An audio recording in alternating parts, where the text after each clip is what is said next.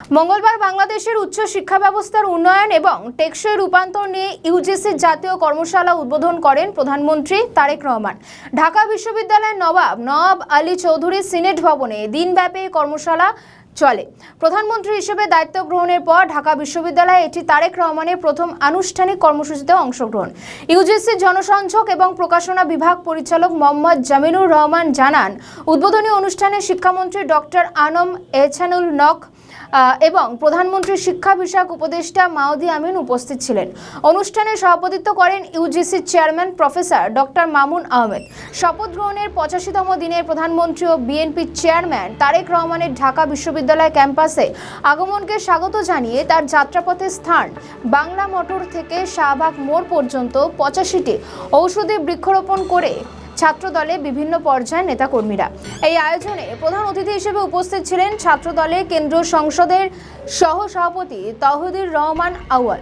সংবাদ সম্মেলনে ইউজিসির চেয়ারম্যান বলেন, উচ্চশিক্ষার গুণগত মানোন্নয়ন এবং দক্ষ মানব সম্পদ গড়ে তুলতে এই কর্মশালা গুরুত্বপূর্ণ ভূমিকা রাখবে।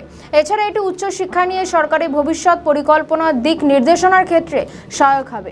সংবাদ সম্মেলনে বলা হয়, কর্মশালায় 5টি টেকনিক্যাল অধিবেশন থাকছে। সমাপনী অনুষ্ঠানে উপস্থিত থাকবেন ঢাকা বিশ্ববিদ্যালয়ের উপাচার্য অধ্যাপক এবিএম ওয়েবাদুল ইসলাম।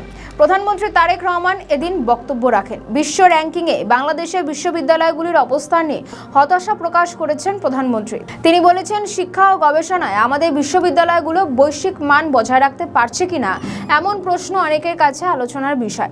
দুঃখজনক হলেও বাস্তবতা হচ্ছে, একবিংশ শতাব্দীতে শিক্ষা, গবেষণা ও জ্ঞানের উৎকর্ষ অর্জনের ক্ষেত্রে বিশ্বখ্যাত বিশ্ববিদ্যালয়ের র্যাঙ্কিংয়ে আমাদের বিশ্ববিদ্যালয়গুলির অবস্থান এখনও প্রত্যাশিত উচ্চতায় পৌঁছতে পারেনি।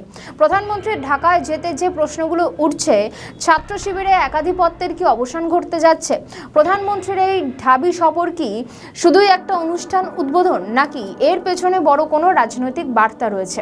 অন্যদিকে বাংলাদেশের মেয়েদের অন্যতম বড় শিক্ষা প্রতিষ্ঠান ইডেন মহিলা কলেজের গেটের তালা ভেঙে একদল ছাত্রীর বিক্ষোভ থেকে ছাত্র রাজনীতি নিষিদ্ধের দাবি তোলার পর এ ঘটনা নিয়ে পরস্পরকে দোষারোপ করেছে জাতীয়তাবাদী ছাত্রদল এবং ইসলামী ছাত্র শিবির।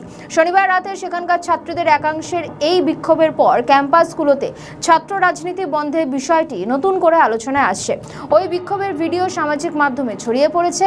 এর আগে গত মঙ্গলবার তিতুমির কলেজের নারী শিক্ষার্থীদের একটি দল আবাসিক হলে রাজনীতি নিষিদ্ধের দাবিতে হলের তালা ভেঙে বিক্ষোভ করেছিলেন। তবে ক্ষমতাসীন বিএনপির সহযোগী ছাত্র সংগঠন ছাত্রদল বলছে, ছাত্র শিবিরের ইন্ধনে ছাত্র রাজনীতি বন্ধের দাবি তোলা হচ্ছে, কারণ তাদের ভাষায় ছাত্র শিবিরের সমর্থকেরা দলীয় পরিচয় গোপন করে দেশের ক্যাম্পাসগুলোতে নিজেদের আধিপত্য প্রতিষ্ঠা করতে চাইছে। বেশ কয়েকদিন ধরে উত্তপ্ত বাংলাদেশের রাজনীতি। ঢাকা বিশ্ববিদ্যালয়ের প্রধানমন্ত্রীর যাওয়া এবং ইডেন কলেজে একাধিক অশান্তি, ছাত্রদলের অবস্থা কি হয় সেদিকেই নজর থাকবে।